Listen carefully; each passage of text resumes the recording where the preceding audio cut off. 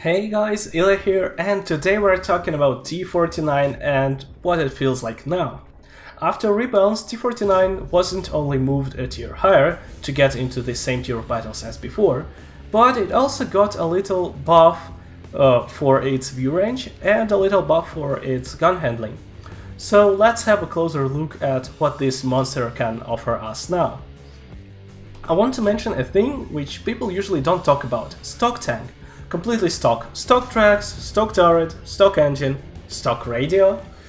And you know what? This tank kicks asses even when fully stock.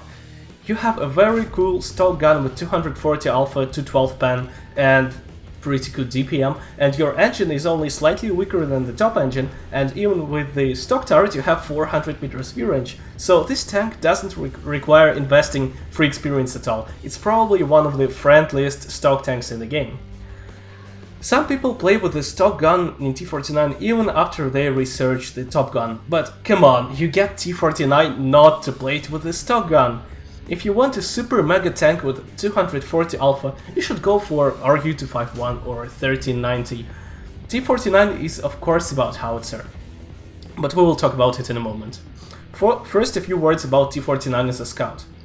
Yes, it's not the quickest light in terms of max speed, and its camo is below average, but it's not really bad. It could be worse, and you have 410 meters view range to compensate that. Nobody will stay hidden from you.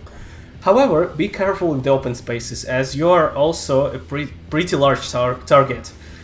Just have some cover nearby. All in all, T49 is not the best scout, but it's definitely not hopeless and does its scouting job pretty well, especially in the open maps. Now, finally, we can talk about 152mm self-domination.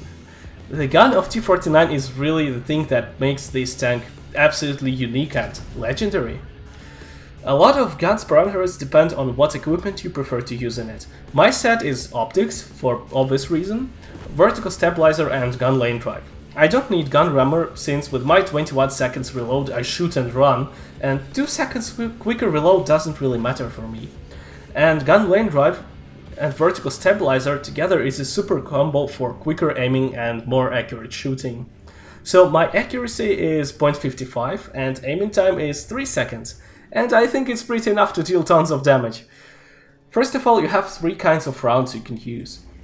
Standard high explosives with 76 pen and 910 alpha, standard non-premium heat with 700 damage but 152 penetration, and gold high explosives with 85 pen and 910 damage, just like the regular high explosives. So first, heat rounds, almost useless. Don't take more than a pair of them. I think I should remove all of them from my ammo. If there is some paper target, you probably will pen it with a regular high explosive. If not, then you will at least deal some 300 damage to it, whereas heat can simply hit the track and not deal any damage at all. And it's also, you have also very low pen, so if it hits some sloped armor, maybe it won't even pen, even some weakly armored tanks. So I prefer not to use heat at all. Next, standard high explosives and gold high explosives. Same alpha damage, 9mm difference of penetration. So what's the catch, you would say? And it's not so simple. So let me explain it to you.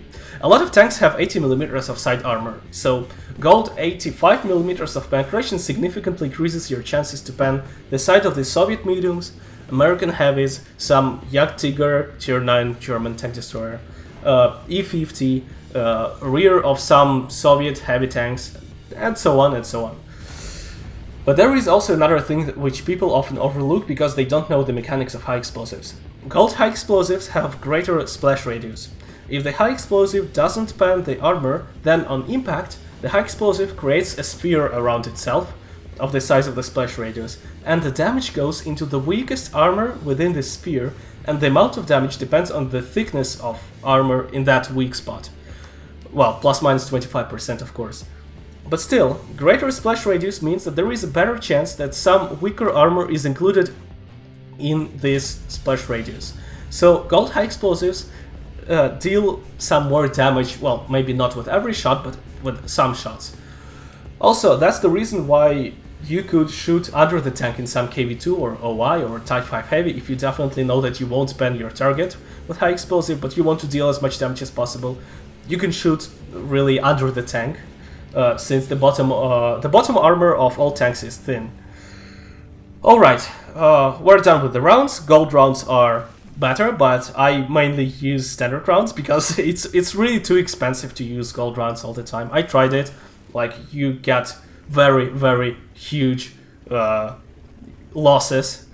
So how do we use 0.55 accuracy and 3 seconds aiming time? The answer is in the gun handling. If we look up the gun handling of T49, we will see that it has very good gun handling from driving and turning, but horrible turret reverse gun handling.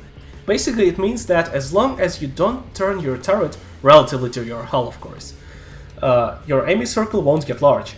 So how do you use this gun?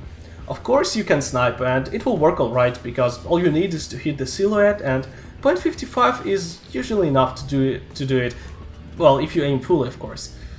But you can also be effective at close distance and even in active fights. So remember, if you want to shoot targets reliably, you turn your turret in the direction of the enemy while you're behind the cover. Your aiming circle explodes to the sides of the screen because you turned the turret. You wait for the aiming circle to contract behind cover.